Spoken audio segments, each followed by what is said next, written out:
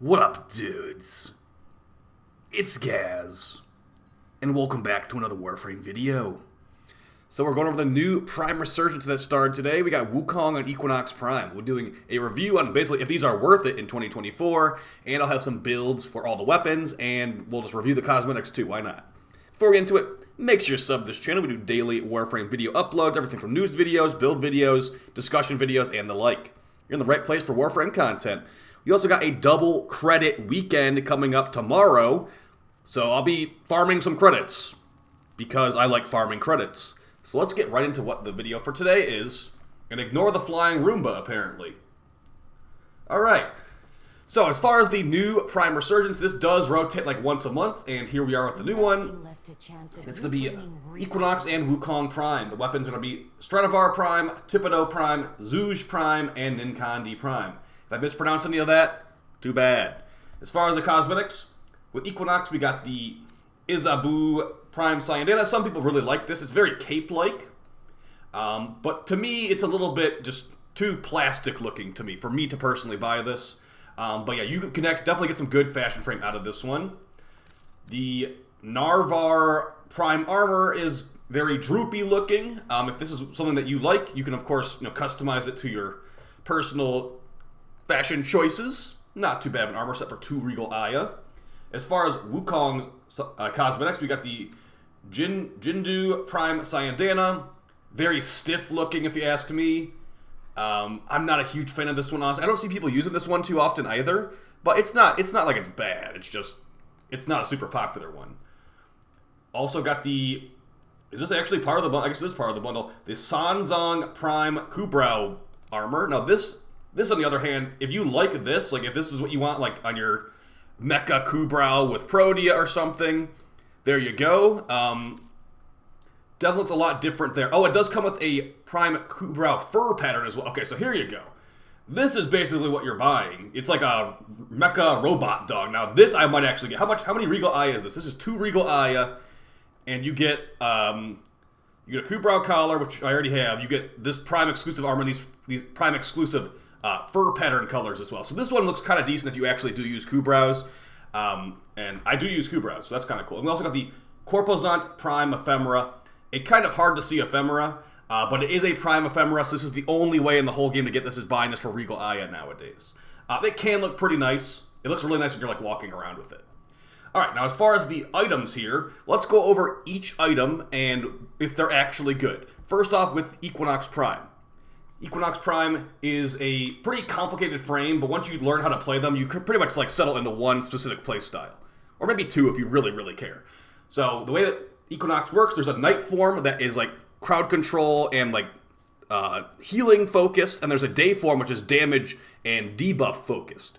Most players tend to use the day form with the damage focused abilities. The main ability that people use on Equinox day form is going to be called Maim. You push the 4th ability of Equinox, and then there's a slash aura around you. Any enemies that die in that slash aura will give you their health as a nuke that you can release whenever you feel like uncasting the ability. Inversely, the night form does a similar thing. If it will cause your teammates to get like shields on kill, and if you kill an enemy in that shield restoring aura, it will give you their health as a healing blast instead of a damage blast. So since healing's not that important in Warframe for the most part, the damage blast is the main focus people use. But the problem with it is that the damage blast of the day form is diminished massively by armor. So when I show you the build for Equinox I'm using an armor removal helmet ability, Terrify from Necros. It's pretty much needed, unfortunately. But yeah, it's a pretty good nuke ability. The other abilities are going to be Rest and Rage, which in day form will make enemies move faster and take more damage, and in night form will put them to sleep and do finishers on them. And Pacify and Provoke, the 3rd ability of Equinox, in day form, gives you increased power strength, but makes you drain energy per ability cast. And in night form, I believe it's an AoE slow. I think that's what it is. So that's pretty good. Actually, it reduces damage. You need the augment to AoE slow. There's an AoE slow augment for night form that is actually pretty good with this ability. But normally it makes your teammates take less damage, which is really not that useful. As far as Wukong, this is a very versatile frame, and I actually highly recommend that you have at least Wukong normal or Wukong Prime when you start doing the Steel Path. Why is that? The second ability, Cloud Walker for Wukong, turns you into a cloud, and it's very, very good for speedrunning spy missions. And as you're clearing out the Steel Path, you have to do a bunch of like rescue missions, spy missions that don't require many enemy kills, but do want you to like just fly to the end and get the mission done, basically. So when you turn into a cloud, you can fly through lasers. You're also technically invisible, so cameras will not see you, and lasers will not see you in spy missions. So very, very helpful. But also, Wukong can make it a Celestial Twin that will use your weapons as well and follow you around and just kill stuff for you, basically. So a pretty good frame. Additionally, has an Exalted Staff that can deal some good damage. I'll be showing that in the Simulacrum here in a little bit. And the third ability, Defy, gives you a big chunk of armor after you face tank some damage in the invincibility state. Wukong's passive is pretty funny as well. After dying, Wukong gets extra revives, and once you revive, you get like weird little buffs, like double resources and stuff like that. So a pretty powerful frame. He's been nerfed. The ammo of this clone used to be really good. Now it drains your ammo, unfortunately. And unfortunately for the weapons, these are all pretty much outdated in 2024. The Stradivar Prime has really low base damage, 30 base damage, almost as low as the Velox Prime, which we'll have a video on soon. It has an alt fire that has 80 base damage, so that's good, but that becomes semi-auto, unfortunately. So yeah, not a very good weapon in 2024. Tipono Prime is kind of like a generic slash staff. Got decent base damage, I guess, but yeah, who's actually using staff weapons in 2024? Not many people. This is one of the better staffs, at least, because it has so much slash damage. The Zhuge Prime, I actually used to like this thing a lot back in the day, but I can't deny it's been power crept a lot, and I ain't using this thing at all anymore. It's got good slash damage and puncture. It's got decent status. It's got a bad crit multiple, a neutral crit multiplier 2x and 26% crit chance. It's a delayed explosive crossbow. You won't catch me using this thing unless I'm using it in this video or in like a deep Archimedean because I'm forced to. And for the final weapon, the Ninkandi Prime, this thing probably held up the best out of most of these weapons, besides maybe the Tipono. It's a electric IPS nunchuck weapon. We don't have many nunchuck weapons in this game. It's probably the best nunchuck weapon I can remember. It's got good stats and decent everything. Besides, it has pretty bad range, honestly. So let's get into some builds for all this stuff I just showed. We can talk about what I think is actually worth it. So as far as the Wukong build, it's a no helmet Wukong build meant for, like just doing Steel Path as normal. We have a bunch of tank stats, and we've got Avenger, so when we get shot at, which we'll be getting shot at a lot because we're on a tank build, we'll be buffing our weapons, and we'll be buffing our Iron Staff for more damage. The Zhuge Prime is not very good, but I've got a Hunter Munitions build here with Viral because it really needs to get carried by slash procs from Hunter Munitions. And for the Ninkandi Prime, just a kind of a standard corrosive build. I wouldn't really recommend fully mod this thing out because you can just get an Incarnon instead.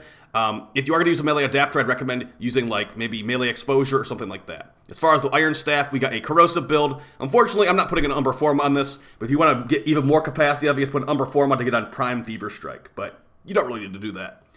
And let's go ahead and show it how it works on these enemies in the sim. So these are Steel Path enemies right now, and they are actually really, really tanky. So first off, you just cast your third ability, Defy, to get a lot of armor, actually. And now they really can't hurt my health bar that much. We're going to throw some Viral procs on them with the Zhuge, and then we're going to use the Ninkandi for, that was over 1 million damage. So that's pretty good.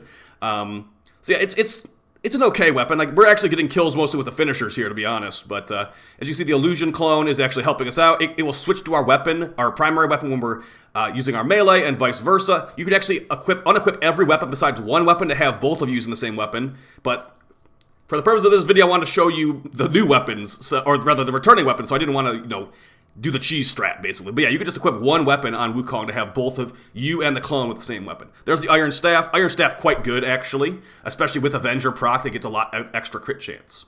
So that's Wukong.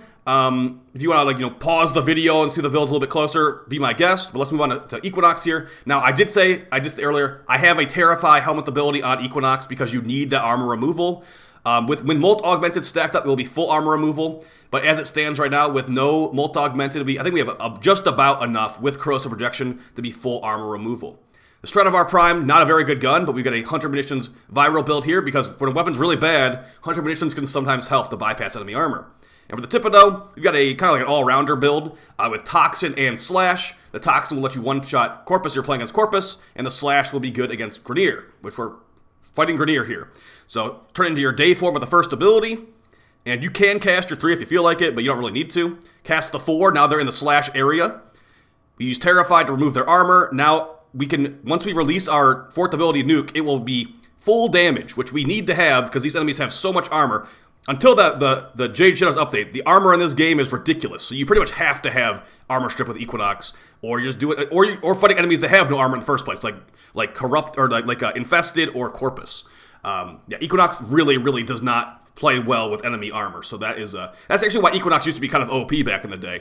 Is that Equinox used to with 4 corrosive projections, it would be full armor removal with no Terrify, no corrosive procs, anything like that. It was just really powerful. And now that they nerfed corrosive protection years ago, you need to have external armor strip sources nowadays. So that's basically it for the video, guys. Hopefully you found it fun and helpful. As far as what to get, the frames are good to get. The weapons are just mastery fodder. Okay, I'm going to be straight up with you. I think they're mastery fodder in 2024. But I did want to make sure I showed you a build for them that can work for Steel Path. And those can both work for Steel Path. I would not recommend either of those primaries, though, as your main DPS source. I'd recommend, honestly, if you have beat the quest in this game, Incarnon weapons from the Zeramot are going to dominate these weapons all day long. The melees can work. They can definitely work. But yeah, even then, Incarnons can dominate this. Even other Prime weapons can dominate this. Just want to make sure I showed you guys what I got. So, you guys take it easy. I'll see you next time, and appreciate all the support. Peace.